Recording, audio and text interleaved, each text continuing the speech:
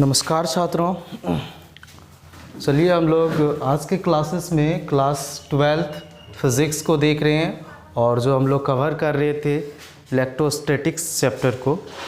और इस इलेक्ट्रोस्टैटिक्स में हम लोग आज के क्लासेस में जो पढ़ेंगे वो कंटिन्यूअस डिस्ट्रीब्यूशन ऑफ चार्ज। सबसे पहले कंटिन्यूअस डिस्ट्रीब्यूशन ऑफ चार्ज का इम्पोर्टेंस मीन्स इसका यूज़, हम क्यों इसको पढ़ेंगे ये समझने की कोशिश करेंगे। तो देखिए यहाँ पे सबसे पहले इस मीनिंग को समझिए, continuous distribution of charge. Continuous distribution of charge का मतलब distribution of charge means charge का बंटवारा, किसी बॉडी में चार्ज का फैलाव, स्प्रेडिंग। कोई भी बॉडी है, जैसे कि मान लिया जाए दिस इज या मार्कर, ओके, और इस मार्कर में चार्ज डिस्ट्रीब्यूट किया गया है तो इसमें, और यहाँ पे बोला गया है कंटिन्यूअस। कंटिन्यूअस का मतलब ये हुआ कि पूरे बॉडी पे, और ऐसा नहीं कि जैसे कि मान लिया जाए अभी यहाँ पे इस मार्कर का दो कलर पे शो कर रहा है, एक ब्लैक और एक वाइट। तो सपोज दैट यहाँ ब्लैक तक अगर चार्ज है और यहाँ पे कुछ पोर्शन कुछ लेंथ में यहाँ डीएल लेंथ कट कर दिया और डीएल लेंथ में चार्ज नहीं है और डीएल लेंथ के बाद चार्ज है, तो इस पोर्शन में डीएल लेंथ में चार्ज नहीं है, डीएल लेंथ के बाद इधर चार्ज है, तो इस पोर्शन में कट हो गया। मीन्स ये क्या कहलाएगा, कंटिन्यूअस चार्ज डिस्ट्रीब्यूशन नहीं है। Means continuous distribution of charge होने के लिए क्या करेंगे कि यहाँ से लेकर यहाँ तक पूरे बॉडी में होना चाहिए चार्ज, तब जाके हम कहेंगे कि कंटिन्यूअस डिस्ट्रीब्यूशन ऑफ चार्ज है। और एक बात और, कंटिन्यूअस का यहाँ से मतलब है यूनिफॉर्मली। जैसे कि हम लोग समझेंगे कैसे, जैसे कि मान लिया जाए कि इस मार्कर पे L लेंथ लिया, अगर टोटल लेंथ इसका L है और L/2 लेंथ मैंने लिया है, L/2 लेंथ इस मार्कर का लिया और L/2 लेंथ में चार्ज जो है आपका मान लिया जाए Q/2 है। तो इधर से अगर L/2 लेंथ लिया तो चार्ज Q/2 हुआ। तो इधर से अगर इधर से मैंने मेजर किया, इस साइड से मेजर किया L/2 पे, तो चार्ज था Q/2। और अगर मैं इधर से मेजर करूं चार्ज को, इधर से मेजर करूं L/2 लेंथ, तो इधर से भी चार्ज का होना चाहिए Q/2। मीन्स L/2 लेंथ में जितना चार्ज Q/2 है उतना ही हर एक तरफ से L/2 लेंथ में कितना होना चाहिए चार्ज, Q/2। ऐसा नहीं कि L/2 इधर से मेजर किया तो Q/2 मिला और इधर से जब मेजर किया तो उधर Q/3 मिल गया। तो ऐसे डिस्ट्रीब्यूशन को हम कंटिन्यूअस डिस्ट्रीब्यूशन नहीं कहेंगे। तो क्यों, कंटिन्यूअस का मतलब यहाँ पे यूनिफॉर्म से है। जैसे आप पढ़ते होंगे यूनिफॉर्मली डिस्ट्रीब्यूशन, या आप जैसे कोई भी डेंसिटी की बात करते हैं तो वहाँ पे कोई भी मटेरियल जैसे डेंसिटी, जैसे कोई बॉडी यूनिफॉर्मली बॉडी की बात करते, कहीं कहीं पे आप पढ़ते होंगे कि यूनिफॉर्मली बॉडी पे यूनिफॉर्मली मास डिस्ट्रीब्यूशन है। मास का जो डिस्ट्रीब्यूशन है वो यूनिफॉर्मली है। जैसे कहने का मतलब मान लिया जाए एक गेंद लिया, एक गेंद का सपोज दैट एक गेंद का अगर मास मैंने दो भागों में इक्वली दो भागों में कट किया, तो दो भागों में अगर कट किया तो एक भाग का मास अगर ½ kg है तो अगला जो हाफ बॉडी है, हाफ जो गेंद होगा उसका भी मास ½ kg होना चाहिए। अगर दोनों सेम है तब समझेंगे कि वो यूनिफॉर्मली मास डिस्ट्रीब्यूशन है। अगर आप इसको ये समझिए कि अगर वो एक हाफ का ½ kg था और एक का ½ kg नहीं, उससे ज़्यादा मिल गया, तो हम कहेंगे यूनिफॉर्मली डिस्ट्रीब्यूशन नहीं है। क्योंकि कुछ पोर्शन उतना ही मास वाले, उतना ही पोर्शन वाले हाफ वाले पोर्शन पे मैंने मास का कैलकुलेशन किया और उस हाफ वाले मास में ज़्यादा निकल गया, तो उसे केस में यूनिफॉर्मली नहीं कहेंगे। यूनिफॉर्म का क्या मतलब हुआ, यूनिफॉर्म का मतलब हुआ सेम, एक लेंथ में सेम होना चाहिए। तो यहाँ पे कंटिन्यूअस डिस्ट्रीब्यूशन ऑफ चार्ज में यही है। तो कंटिन्यूअस डिस्ट्रीब्यूशन चार्ज में भी यही होना चाहिए कि जो अगर मान लिया जाए इस L लेंथ में चार्ज का डिस्ट्रीब्यूशन किया, मैंने चार्ज को Q चार्ज डिस्ट्रीब्यूट किया, तो L/2 लेंथ में चार्ज का वैल्यू Q/2 होना चाहिए, और इधर से भी मेजर किया तो L/2 में Q/2 होना चाहिए। अब जैसे अब कोई बोलेगा नहीं सर क्या Q/2 ही होना चाहिए L/2 के लिए? नहीं, L/2 में अगर Q/3 चार्ज है तो इधर से भी जब मेजर करेंगे तो L/2 में कितना होना चाहिए? Q/3 होना चाहिए, तब जाके हम कहेंगे कि वो कंटिन्यूअस डिस्ट्रीब्यूशन ऑफ चार्ज है। अब जैसे कि इसका कंटिन्यूअस डिस्ट्रीब्यूशन ऑफ चार्ज का क्यों आया, ये क्यों हम लोग इसको मेजर करेंगे? जैसे कि लास्ट क्लासेस में जो हम लोग पढ़े कूलम्ब फोर्सेस पढ़ा, तो कूलम्ब फोर्सेस में जब हम लोगों ने पढ़ा तो वहाँ पे 2 पॉइंट चार्जेस की बात किया। 2 पॉइंट चार्जेस के बीच 2 पॉइंट चार्जेस को रखते थे और वहाँ पे फोर्स का वैल्यू हम लोग मेजर करते थे। तो 2 पॉइंट चार्ज लेते थे। अब यहाँ पे uniform continuous distribution of charge इसलिए लिया क्योंकि मान लिया जाए कोई बड़ी बॉडी है, एक मार्कर है, इस मार्कर में अब ये पॉइंट मास नहीं कहलाएगा, इस मार्कर के वजह से इस मार्कर में जो चार्ज है उस जैसे एक मार्कर लिया, मार्कर चार्ज बॉडी है सपोज दैट, और इस मार्कर के वजह से एक पॉइंट चार्ज पे मान लिया जाए एक पॉइंट चार्ज यहाँ पे Q0 है, इस पॉइंट चार्ज पे फोर्स का वैल्यू निकालना है। तो हम लोग कंटिन्यूअस डिस्ट्रीब्यूशन जब पढ़ेंगे तब उसके मदद से हम निकाल पाएंगे कि इस पूरे बॉडी के वजह से, इस डिस्ट्रीब्यूशन में, इस पूरे लेंथ में जितना चार्ज है उसके वजह से कितना फोर्स होगा। अगर हम ये नहीं पढ़ते तो डायरेक्ट अगर निकालने बोलते हैं तो आप निकाल नहीं पाएंगे, थोड़ा आपके लिए मुश्किल होगा। तो हम लोग यहाँ पे वही कंटिन्यूअस डिस्ट्रीब्यूशन ऑफ चार्ज इसलिए पढ़ेंगे ताकि एक बड़ी बॉडी के लिए, जैसे कि एक लेंथ स्ट्रेट लाइन के लिए बात करेंगे, straight line that means line की बात करेंगे, फिर एरिया की बात करेंगे, फिर वॉल्यूम की बात करेंगे। तो ये कंटिन्यूअस डिस्ट्रीब्यूशन ऑफ चार्ज की बात करने जा रहे हैं। तो कंटिन्यूअस डिस्ट्रीब्यूशन ऑफ चार्ज का इंपॉर्टेंस क्या है मैंने बताने की कोशिश ये किया। हम क्यों पढ़ेंगे? इसलिए पढ़ेंगे क्योंकि एक बड़ी बॉडी होगा और बड़ी बॉडी के साथ एक पॉइंट चार्ज लेंगे तो उसमें फोर्स निकालना है, means force on Q0 due to this body.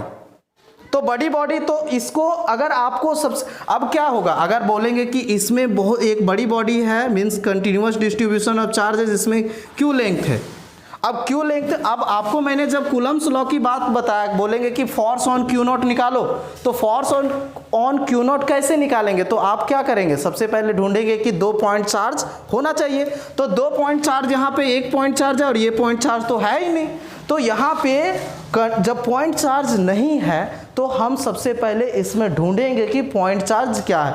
तो इस कंसेप्ट को लगा के पॉइंट चार्ज बनाएंगे, फिर पूरे बॉडी पे हम लोग इसको अप्लाई करेंगे। तो उस तरीके से इसलिए हम लोग यहाँ पे पढ़ेंगे। चलिए इसको समझ में आ जाएगा जब हम यहाँ पे कंसेप्ट को क्लियर करेंगे। तो सबसे पहले ये क्यों पढ़ेंगे ये मैंने समझाने की कोशिश किया। अब चलते हैं कंटिन्यूअस डिस्ट्रीब्यूशन ऑफ चार्ज। तो कंटिन्यूअस डिस्ट्रीब्यूशन ऑफ चार्ज में मैंने आपको समझा कि किस प्रकार से वो डिस्ट्रीब्यूट होगा। जितना लेंथ होगा उसमें सेम लेंथ में, अगर डीएल लेंथ लेते हैं, मान लिया जाए डीएल लेंथ है, डीएल लेंथ में चार्ज डीक्यू है, तो हर एक डीएल लेंथ में कितना चार्ज होना चाहिए? डीक्यू होना चाहिए। अगर मान लिया जाए ये मार्कर है, इसको मैं 5 बराबर भागों में बांटा और 5 बराबर भागों में एक भाग में 1 कूलम है, 5 भागों में बांटा और एक भाग में 1 पार्ट में 1 कूलम है, तो हर एक 1 पार्ट पे कितना होना चाहिए? 1 कूलम। अब ऐसा इक्वली मैंने जो इक्वली डिस्ट्रीब्यूट करना है, इक्वली अगर हम इक्वल 5 पार्ट में बांटते हैं इसको, 5 भाग, 1 2 3 4 5, तो 5 इक्वली भाग में अगर इसको डिस्ट्रीब्यूट करते हैं और 1 पार्ट में अगर 1 कूलम है तो हर एक 1 पार्ट में कितना होना चाहिए? 1 कूलम। तो ऐसे डिस्ट्रीब्यूशन को कंटिन्यूअस डिस्ट्रीब्यूशन ऑफ चार्ज कहेंगे। अब यहाँ पे बेसिकली इसको हम लोग 3 टाइप्स पे 3 तरह से हम लोग देखेंगे डिस्ट्रीब्यूशन ऑफ चार्ज। आप जानते हैं 1D होता है, 1 डायमेंशन होता है, 2 डायमेंशन होता है और 3 डायमेंशन पे। तो चार्ज का भी डिस्ट्रीब्यूशन हम लोग 1 डायमेंशन में करेंगे और चार्ज का डिस्ट्रीब्यूशन 2 डायमेंशन में करेंगे, चार्ज का डिस्ट्रीब्यूशन 3 डायमेंशन में करेंगे। तो 1 डायमेंशन, 2 डायमेंशन और 3 डायमेंशन को यहाँ पे आगे चल के इसी को नाम हम लोग देते हैं linear charge distribution. Means 1 dimension, जब 1D की बात करते हैं, 1 डायमेंशन की बात करते हैं, तो किसकी बात करते हैं? स्ट्रेट लाइन की बात करते हैं। 1 डायमेंशन आप मोशन में पढ़ा होगा, motion in 1 dimension, motion in 2 dimension, motion in 3 dimension.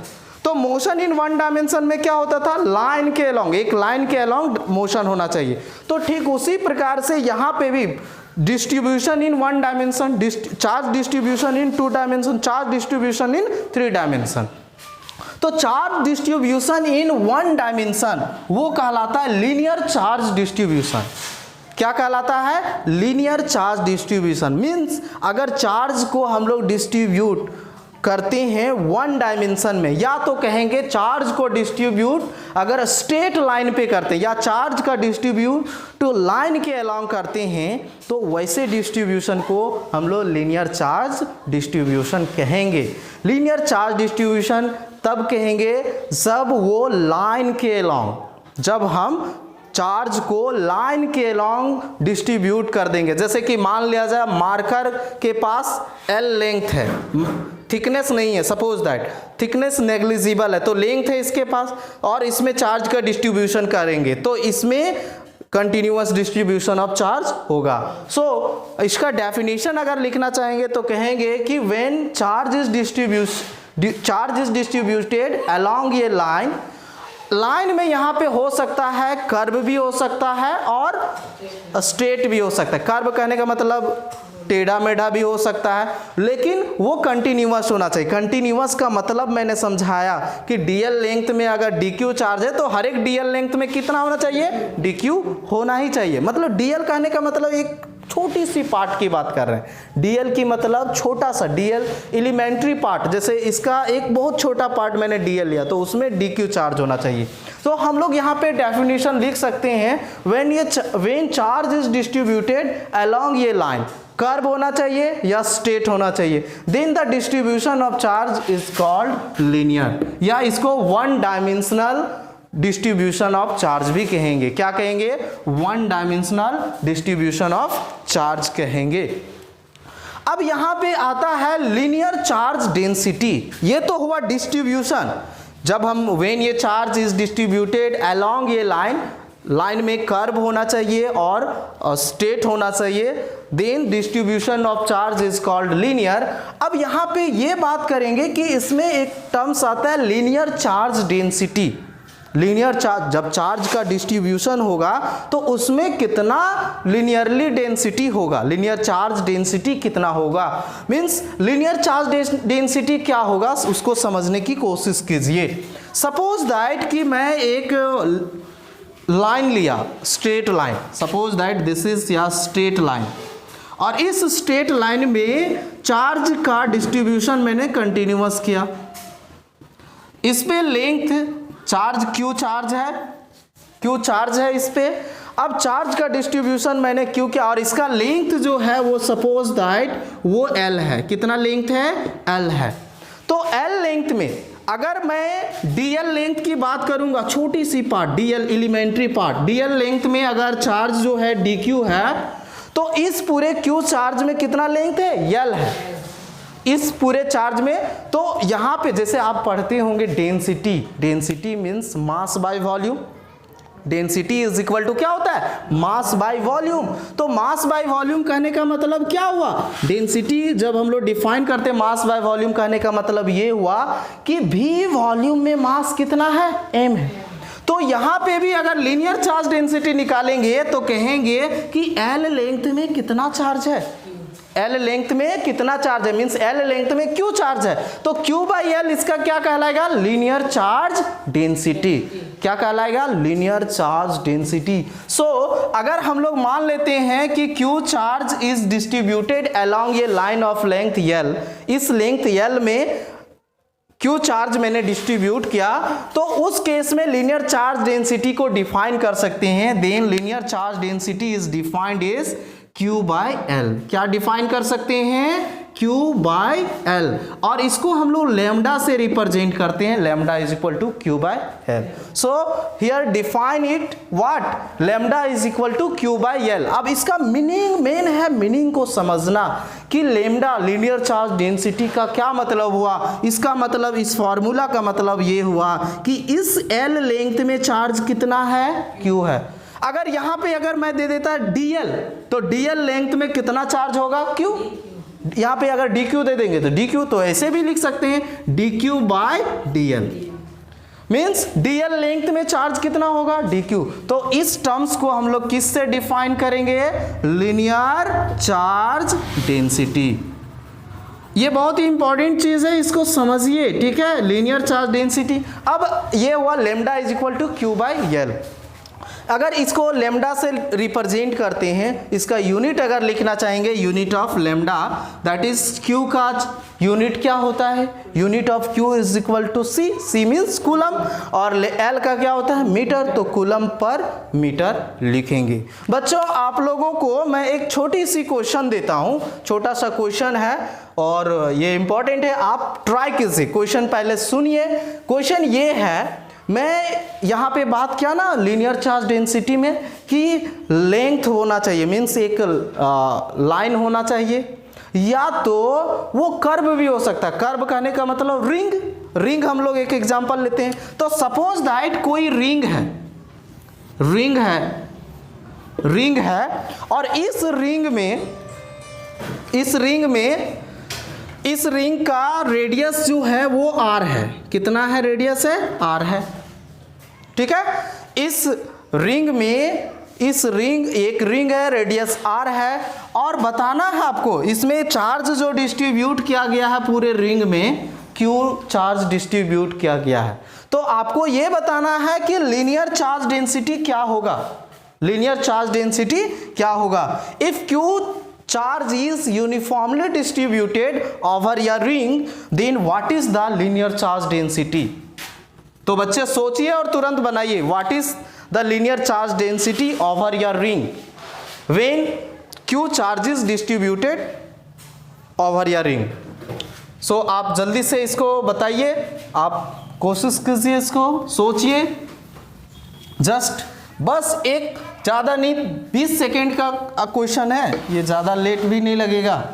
आप सोच लिए होंगे, हम चलते हैं, इसका हम बताते हैं. तो अभी मैंने जस्ट बात किया लीनियर चार्ज जो डेंसिटी होता है, वो मैंने क्या समझा है, linear charge density lambda is equal to Q by L.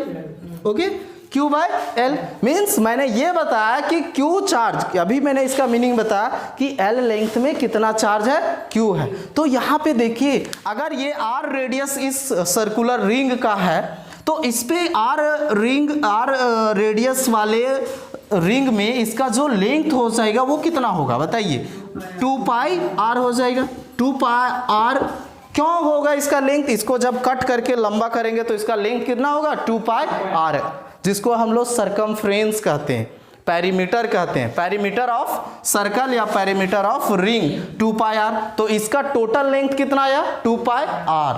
और इसमें चार्ज है कितना, Q है. मैंने बताया कि इस पूरे रिंग में चार्ज कितना डिस्ट्रीब्यूट किए हैं, Q. सो अब हम लोग आंसर में क्या लिख सकते हैं, Q बाय 2 पाई R. ओके, तो ये क्वेश्चन आप समझ गए होंगे, Q बाय 2 पाई R हो जाएगा. अब हम लोग नेक्स्ट टॉपिक पे चलते हैं. जिस प्रकार से मैंने 1 डायमेंशनल की बात किया, उसी तरह से 2 डायमेंशन, जिसको हम लोग सरफेस चार्ज डिस्ट्रीब्यूशन कहेंगे. क्या कहेंगे, नाम क्या देंगे, सरफेस चार्ज डिस्ट्रीब्यूशन. क्या नाम देंगे यहाँ पे, surface charge distribution. Surface charge distribution या मीन्स सरफेस चार्ज डिस्ट्रीब्यूशन क्या होगा, सरफेस पे चार्ज का डिस्ट्रीब्यूशन होगा, मीन्स प्लेन पे डिस्ट्रीब्यूट होगा. सो व्हेन ये चार्ज इज डिस्ट्रीब्यूटेड ओवर या प्लेन, व्हेन ये चार्ज इज डिस्ट्रीब्यूटेड, मैं लिख देता हूं, when charge is distributed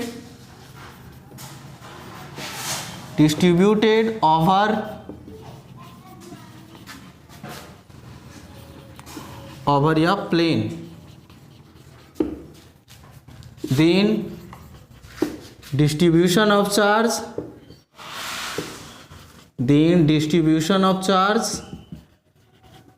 is called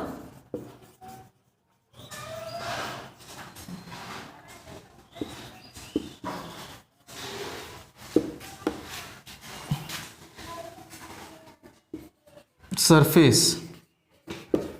Then distribution of charge is called surface charge distribution.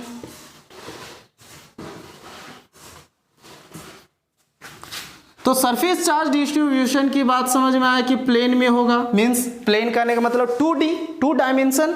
जैसे कि ये बोर्ड है, आप देख रहे हैं ये वाइट बोर्ड है, वाइट बोर्ड में एक लेंथ ये हुआ, एक लेंथ ये हुआ, तो 2 डायमेंशन हुआ। तो ये बोर्ड को हम लोग प्लेन नाम दे सकते हैं। तो इसको हम लोग 2D नाम भी दे सकते हैं, 2D चार्ज डिस्ट्रीब्यूशन। क्या नाम दे सकते हैं? 2D charge distribution, 2 dimensional charge distribution, क्योंकि 2 डायमेंशन में चार्ज का डिस्ट्रीब्यूशन होगा एरिया पे। मीन्स अगर कोई सरफेस की बात करते हैं, कोई प्लेन की बात करते हैं, तो वहां पे क्या आता है? एरिया आता है। क्या आता है? एरिया आता है। तो यहाँ पे सरफेस चार्ज डिस्ट्रीब्यूशन की बात किया, इसको 2 डायमेंशनल चार्ज डिस्ट्रीब्यूशन कहा। उसी तरह से इसको हम लोग यहाँ पे डिफाइन करेंगे। यहाँ पे डिफाइन होगा सरफेस चार्ज डेंसिटी। जिस तरह से मैंने अभी बात किया लीनियर चार्ज डेंसिटी, उसी तरह से क्या डेफिनेशन होगा? Surface charge density. तो सपोज कर लेते हैं कि Q लेट कर लेते हैं, if Q charge is distributed, Q charge is distributed over या plane या surface of area A, then surface charge density is defined as क्या डिफाइन कर सकते हैं? क्या लिखेंगे?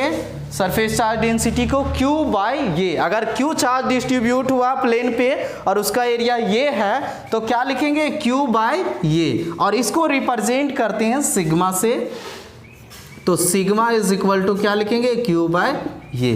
तो सपोज दैट ये सरफेस है, इस तरह से एक सरफेस शो कर दीजिए। इसमें चार्ज कितना है? Q चार्ज डिस्ट्रीब्यूट है इस सरफेस पे, और ये एरिया क्या है? ये है।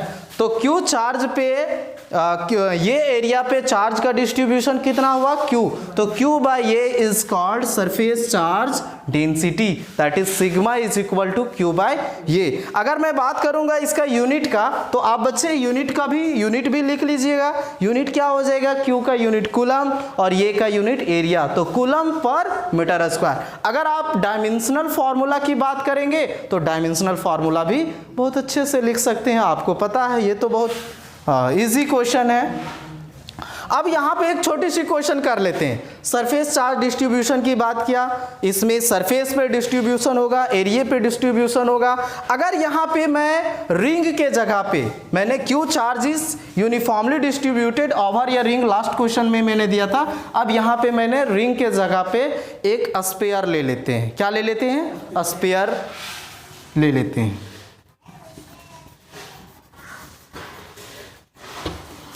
Q charge is distributed over a sphere, then what is the surface charge density? surface charge density क्या होगा?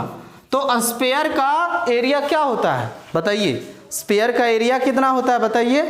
4 pi r square, 4 pi r square. तो यहाँ पे कितना हो जाएगा? अगर चार्ज Q डिस्ट्रीब्यूट है तो सरफेस चार्ज डेंसिटी कितना हो जाएगा? Q by 4 pi r square. अगर r रेडियस है इस स्फीयर का, तो उसका जो सरफेस चार्ज डेंसिटी जो हो जाएगा sigma Q by 4 pi r square. ठीक है, इसी तरह से और भी क्वेश्चन दे सकता है, तो आप इसको और भी बना सकते हैं। नेक्स्ट जो है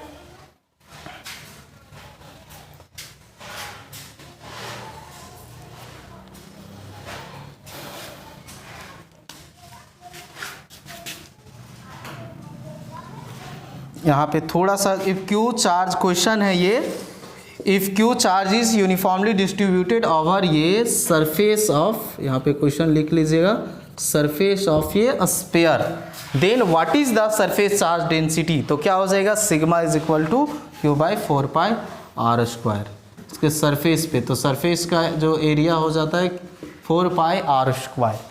अब हम लोग इसी तरह से, अब 2 डायमेंशन की बात हुआ, अब 3 डायमेंशन की बात करेंगे, तो 3 डायमेंशन के लिए इसका नाम देते हैं volume charge distribution, volume charge distribution. अब यहाँ पे सिंपल सा है, आप अगर लीनियर चार्ज डिस्ट्रीब्यूशन को अगर समझ रहे हैं और तो आप इजिली इसको समझ सकते हैं वॉल्यूम चार्ज डिस्ट्रीब्यूशन को। तो वॉल्यूम चार्ज डिस्ट्रीब्यूशन क्या होगा, volume charge distribution when charge is distributed over, या अब प्लेन के जगह पे यहाँ पे हम लिख देता हूं वॉल्यूम ओवर या volume, then distribution of charge is called volume charge distribution, volume charge distribution. तो ये कैसा डिस्ट्रीब्यूशन होगा, 3 डायमेंशनल। तो पूरे वॉल्यूम में चार्ज का डिस्ट्रीब्यूशन हम लोग कर सकते हैं, तो पूरे वॉल्यूम में, तो इसको हम लोग इस डिस्ट्रीब्यूशन को 3 डायमेंशनल डिस्ट्रीब्यूशन नाम देंगे पूरे वॉल्यूम में।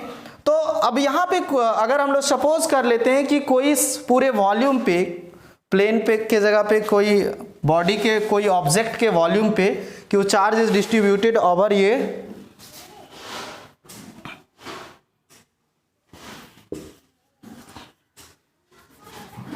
और वॉल्यूम ऑफ a sphere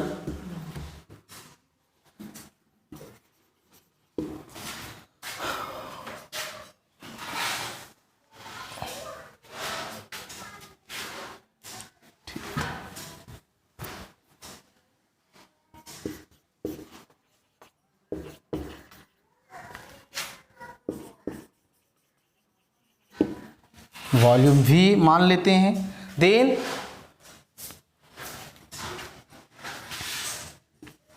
इसको हम लोग नाम देंगे वॉल्यूम चार्ज डेंसिटी। क्या नाम देंगे, वॉल्यूम चार्ज डेंसिटी, इसको डिफाइन करेंगे। तो वॉल्यूम चार्ज डेंसिटी को हम लोग रो से रिप्रेजेंट करेंगे, रो से रिप्रेजेंट करेंगे। अगर मान लिया जाए कि कोई स्फीयर है, उसका वॉल्यूम V है और पूरे वॉल्यूम में Q चार्ज डिस्ट्रीब्यूट है, तो रो इज इक्वल टू हम क्या लिख सकते हैं, Q by V। Q by V का मतलब हुआ, Q बाई V का मतलब हुआ कि V वॉल्यूम पे कितना चार्ज डिस्ट्रीब्यूशन है, Q है। अब इस पे क्वेश्चन भी हम लोग दे सकते हैं कि अभी जो मैंने क्वेश्चन दिया लास्ट क्वेश्चन में, if Q charge is uniformly distributed over ये सरफेस, अब यहाँ पे मैं कर देता हूँ वॉल्यूम ओवर ये volume of sphere, then what is the volume charge density, volume charge density. तो क्या आंसर लिखेंगे बच्चे लोग बताइए, वॉल्यूम चार्ज डेंसिटी, सोचिए, रो इज इक्वल टू क्या लिखेंगे। अब बहुत बच्चे लोग को हो सकता है कि स्फीयर का वॉल्यूम ही नहीं पता हो, तो आंसर कैसे लिखेंगे, तो क्या लिखेंगे, Q by volume of the sphere, volume of the sphere 4/3 pi r cube, r means radius, radius of the sphere. Okay, sphere समझते होंगे, स्फीयर क्या होता है, आप नहीं समझते हैं तो जरूर जानिए। ये आप 12th क्लास के बच्चे हैं ना, कॉम्पिटिटिव बच्चे हैं। तो ये हुआ वॉल्यूम चार्ज डिस्ट्रीब्यूशन। तो वॉल्यूम चार्ज डिस्ट्रीब्यूशन अगर हम लोग किसी स्फीयर की बात करेंगे तो उसमें हो जाए Q by 4/3 pi r cube. इसका यूनिट भी लिख लीजिएगा, वॉल्यूम चार्ज डेंसिटी का यूनिट क्या हो जाएगा, coulomb by metre cube. Okay, अब हम लोग नेक्स्ट टॉपिक पे चलते हैं। ये हुआ कंटिन्यूअस डिस्ट्रीब्यूशन ऑफ चार्ज। अब डिस्ट्रीब्यूशन ऑफ चार्ज हुआ तो इसमें हम बात करेंगे फोर्सेस निकालेंगे due to continuous distribution of charge. तो हम लोग टॉपिक ये पढ़ने जा रहे हैं, इस टॉपिक को आप समझ गए होंगे तो अच्छी बात है, इसको समझने की कोशिश कीजिए और सारे नोट कॉपी पे आप नोट भी करते जाइए। देखिए, आप लोग से मेरा गुजारिश है कि आप सब जो भी चीज़ आप पढ़ रहे हैं, देख रहे हैं, उसको नोट कॉपी में ज़रूर लिखें, और नोट कॉपी को लिखने के बाद नोट कॉपी से फिर आप पढ़ें, क्योंकि आप अगर नोट कॉपी से नहीं पढ़ते, मीन्स बार बार वीडियो को देख देख के पढ़ते हैं और नोट कॉपी पे नहीं लिखते हैं, तो हो सकता है आपको असुविधा होगा मेमोराइज करने में। तो नोट कॉपी पे एक बार उसको ज़रूर लिखें और नोट कॉपी से बार बार रिवाइज करें, तो वो ज़्यादा बेटर होगा। चलिए हम लोग नेक्स्ट टॉपिक जो बात करने वाले हैं, फोर्सेस की बात करेंगे, force due to continuous distribution of charge. तो टॉपिक मेरा ये है, force due to continuous distribution of charge. तो मैं आपको सिर्फ एक क्वेश्चन में हिंट कर देता, एक क्वेश्चन में बता देता हूं और 2 क्वेश्चन आपको हिंट में कर दूंगा। वो 2 क्वेश्चन आपके लिए होमवर्क रहेगा। Force due to continuous distribution of charge. तो कंटिन्यूअस डिस्ट्रीब्यूशन ऑफ चार्ज में 3 तरह का कंटिन्यूअस डिस्ट्रीब्यूशन ऑफ चार्ज हमने पढ़ा है।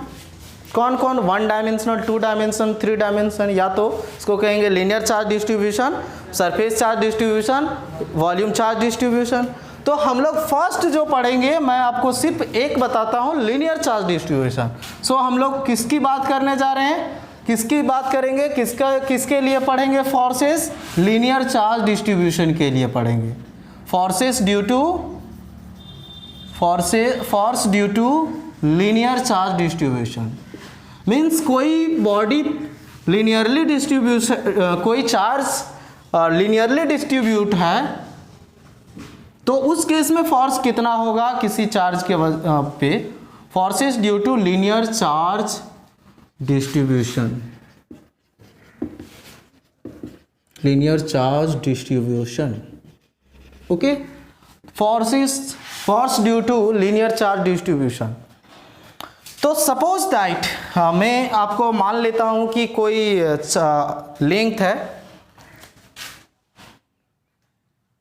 कोई इस तरह से लेंथ है, लीनियर चार्ज डिस्ट्रीब्यूशन है, डिस्ट्रीब्यूट है, जिसपे क्यू चार्ज डिस्ट्रीब्यूट है, सपोज कर रहे हैं। कितना चार्ज डिस्ट्रीब्यूट है? क्यू। और अगर एल लेंथ लेंगे तो एल लेंथ भी हम ले सकते हैं। तो अगर हम लोग क्यू चार्ज डिस्ट्रीब्यूट है और इस चार्ज के वजह से, इस लीनियर चार्ज डिस्ट्रीब्यूशन के वजह से हम क्यू नॉट पे एक चार्ज और लेते हैं, पॉइंट चार्ज क्यू नॉट, इस पे फोर्सेस आपको बताना है। Means force on q nought due to linear charge distribution, force on q nought due to linear charge distribution, यही क्वेश्चन भी है। तो हम लोग लीनियर चार्ज डिस्ट्रीब्यूशन में लीनियर एक लेंथ लिया। अब इसको हम लोग क्या करते हैं, थोड़ा सा रिलेट करते हैं इसको पोजिशन वेक्टर से, इसको हम लोग रिलेट करते हैं, इसको वेक्टर के रूप में लिखते हैं।